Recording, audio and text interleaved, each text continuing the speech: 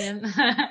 Yeah. So yeah, that's yeah, sorry, go ahead. I was just going to say, that's a really nice point you made about, because for me particularly, I find if I'm ignoring my wisdom, it ends up in some sort of physical symptom. But without doubt, because we're all human, and we all have, the physical, the emotional, all of that can come at different times. And one of the things I've been seeing a lot recently is where we've got the emotional stuff, the kind of feelings that we get are telling us when we're out of balance. So there's this kind of space of balance in the middle here. And if we're having feelings that, let's say they're, really anxious or really stressed or really extremely ecstatic and happy, they're telling us we've moved away from this place of balance. They're telling us that we are believing our thinking to be true, and we've moved away from this space where we know we're not broken, where we know the essence of who we are is the energy of life, is this universal connection that we have. Feelings are telling us how far away from that truth we are, how far away from that space in the middle we have gone. And when we misunderstand that, what I see happening with stuff like kind of psychiatry and those kinds of things is that people have misunderstood what those feelings are telling you. And it's a really, really simple feedback system. They're simply telling you how far away from that space of balance you are. And then we misunderstand, right, what they're telling me is my partner needs to do this, my job isn't paying me enough, I've got too many things going on. They're telling us stuff that's going on in the world, and that's a complete misunderstanding. And as soon as we come back to understanding that they're just telling us how far away from balance we've gone, we're on a pendulum and we've gone one way or the other. We've either taken on too much responsibility, which is exactly what I did, or not enough responsibility, because we are here to have a human experience. And if we go too far the other way and become almost uninterested in life and not kind of stepping up and living a life, then we've gone too far the other way, and we're also out of balance, because we're here to have the experience of being human whilst knowing that there's a deeper truth about who we are. So when you look like you're about yeah. You're conscious of the window cleaner, aren't you? I'm just trying. He's talking to his mate, and I'm trying to ask him to be a bit quiet. Oh. So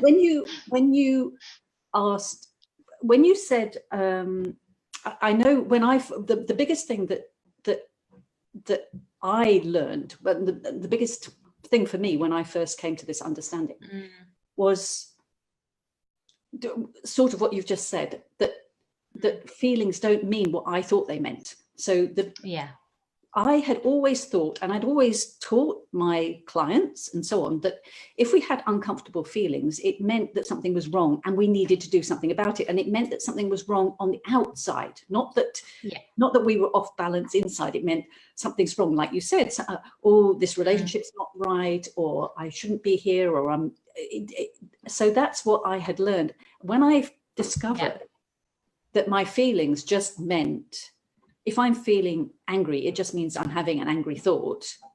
Yeah. Ooh, okay. Or not just that I'm having an angry thought, but I'm actually taking that thought seriously. And there's nothing.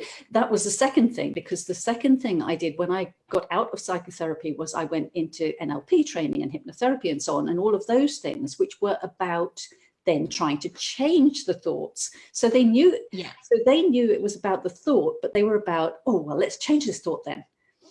And it isn't even about that. So like you said, although thoughts pass, and all thoughts are going to pass, so we don't have to do anything because they will pass. But at the same time, that also gives you it might give people the impression that they're waiting for it to pass, rather than, we don't have to wait for it to pass, it'll just pass. And in this moment, we are having an experience of being human, and there's nothing wrong with it. There's nothing wrong with what's going on now, even if we're feeling angry or sad or whatever we happen to be feeling in this moment. We're not waiting for the next feeling to come along. We're enjoying what's going on now, even if it seems uncomfortable. Yeah. Yeah, and that for me, like what I see around that is the whole, when we understand what our feelings are telling us, I use a lot of car metaphors, I'm not entirely sure why, but they seem to work. If we misunderstand what a feeling tells us, it's a bit like my petrol light coming on in my car and me going and filling up Deb's car with petrol. That's not going to help my car, because the petrol light is talking about my car. And that's the same with our feelings. Our feelings aren't telling me, you know, that my partner's doing something wrong, or that Anne's doing something wrong, or that Deb's doing something wrong. They're not, feelings aren't telling me that. That's a complete misunderstanding. And when we see what feelings are actually telling us, that we've got a particular type of thinking and the quality of our thinking in that moment and how seriously we're taking it, when we remember that, what I notice happens for me then is that wisdom I talked about comes into play. And that wisdom gives me something. It either says, sit with it, or it says, you know, go out and play. 101 billion options potentially can come to me in that moment. And it's personal to me. That wisdom is personal to me. So when I'm lost in a feeling and I sit with it and kind of see, okay, so I understand what feelings are telling me, then my wisdom brings what's the right thing for me to do with that. And there's all sorts of different things. Sometimes it is to try and think something positive. Sometimes it is to try and meditate. Sometimes it is to just wait for it to pass. And sometimes it's to, you know, make a cup of tea, have a webinar with Anne and see what comes out of it. You know, there's all sorts of things. But I notice that that wisdom gives me the next step. It guides me on what to do. As soon as I see that my feeling is not telling me about something outside of me, then wisdom goes, why don't you do this? Or why don't you do that? Why don't you just stay with it? Why don't you stay? And I'm never saying to somebody, take my wisdom, because I know you have your own wisdom. I know that you are being guided what's right for you. And when I'm working one-to-one with a client, I will always kind of say to them, what feels right to you when that happens? What is it that, you know, and wait for that to come, because it will. Wisdom is always there. And I had a conversation with a client a few weeks ago. It's a really simple situation. He'd had a little falling out with his brother. And I was just talking to him about, when I fall out with my sister, I have wisdom that tells me what to do with that. Your wisdom will tell you what to do. I'm not going to sit here and give you advice on that, because that will be my wisdom. And your wisdom will be personal for you. And the next time I saw him, he said, I knew what to do. The next day, it was the anniversary of our mum's death. I messaged him, we're all good. There it was. That wouldn't have occurred to me to do for him. It wouldn't have occurred to me. It was the anniversary of his mum's death. I don't think I even knew that. And his wisdom brought that to him. Oh, today's the right day to message my brother and move forward with this. And I can't give people advice in that way, because I can see that their wisdom will give that to them when they need it. And that, for me, makes it so much fun to have this conversation, because what used to be my life was taking on the responsibility of everybody. And now my life is knowing I'm not responsible and pointing people to that.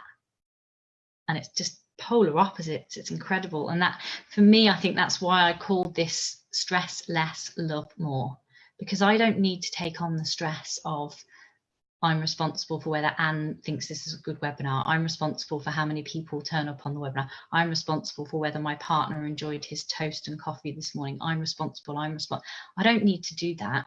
And not doing that, that's where the stress less bit comes in.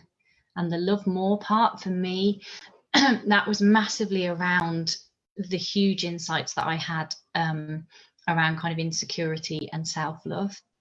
And I don't know if you've shared the booklet that we did as like a free gift for this webinar, but you've got a copy of it, I think, haven't you, Anne? So if anybody wants it. Absolutely. I haven't yet, but I will. Yes. Yeah, so we wrote a booklet, I think it's been around a while, and we updated it a little bit for this particularly, but it's 6 lessons of self-love.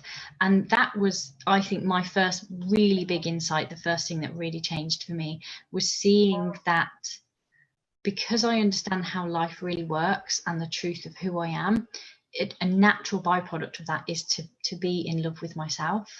And that doesn't come from a kind of arrogant place. It doesn't come from that kind of cocky place that you sometimes meet people that are arrogant about who they are. It's a genuine knowing of the truth of who I am and how this really works.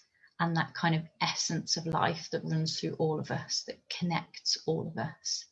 And when I really see that, when I really see the creative essence of the universe running through me, running through you, running through everybody, what is not to love? That is